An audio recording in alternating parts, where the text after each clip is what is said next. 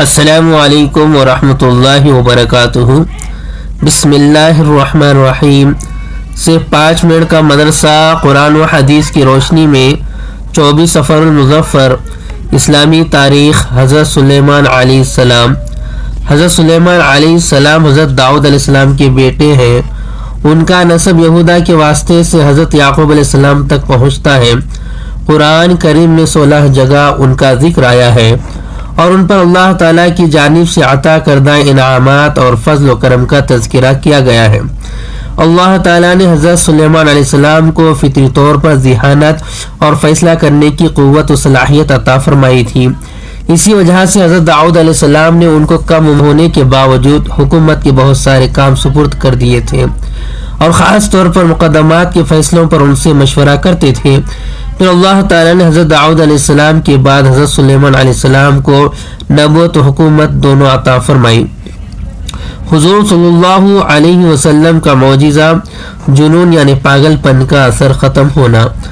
حضرت یعلا بن مرہ رضی اللہ تعالیٰ عنہ فرماتے ہیں، میں نے رسول اللہ صلی اللہ علیہ وسلم سے ایک عجیب چیز دیکھی۔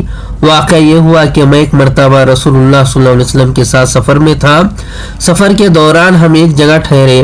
اتنے میں ایک عورت اپنے بچے کو لے کر آئی جس کو پاگل پن کا اثر تھا، تو رسول اللہ صلی اللہ علیہ وسلم نے فرمایا، اے اللہ کے دشمن نکل جا، میں اللہ کا رسول ہوں۔ آپ صلی اللہ علیہ وسلم کا اتنا کہنا تھا کہ وہ بچہ ٹھیک ہو گیا۔ ایک فرض کے بارے میں جان بوجھ کر نماز قضا کرنا۔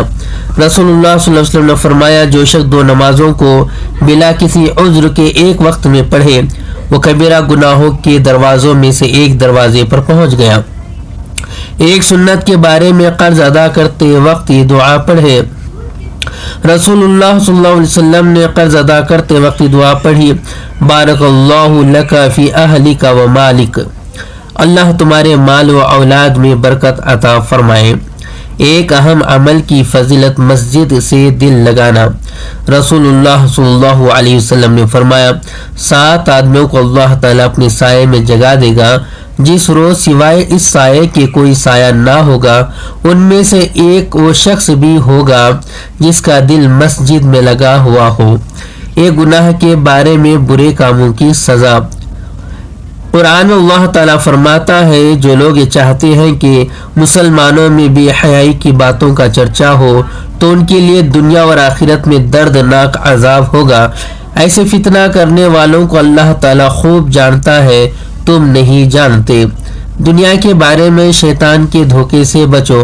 قرآن میں اللہ تعالیٰ فرماتا ہے، بے شک اللہ کا سچا وعدہ ہے، پس تم کو دنیا کی زندگی دھوکے میں نہ ڈالے کہ تم اس میں لگ کر آخرت کو بھول جاؤ، اور نہ تم کو دھوکہ دینے والا شیطان اللہ کے عذاب سے دھوکے میں ڈال دے کہ تم اس کے دھوکے میں آ کر اللہ تعالیٰ کے عذاب سے بے فکر ہو جاؤ اور یہ سمجھنے لگو کہ عذاب نہ ہوگا۔ آخرت کے بارے میں جنت کے پرندے۔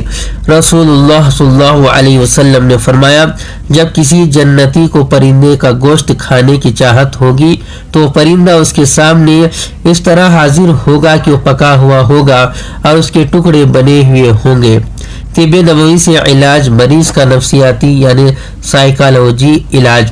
رسول اللہ صلی اللہ علیہ وسلم نے فرمایا، جب تم کسی مریض کے پاس جاؤ تو اس کے موت کے بارے میں تسلی کی بات کہو، کیونکہ تمہاری یہ گفتگو اگرچہ اللہ کے فیصلے کو تو نہیں بدل سکتی مگر اس مریض کے دل کو سکون پہنچائے گی۔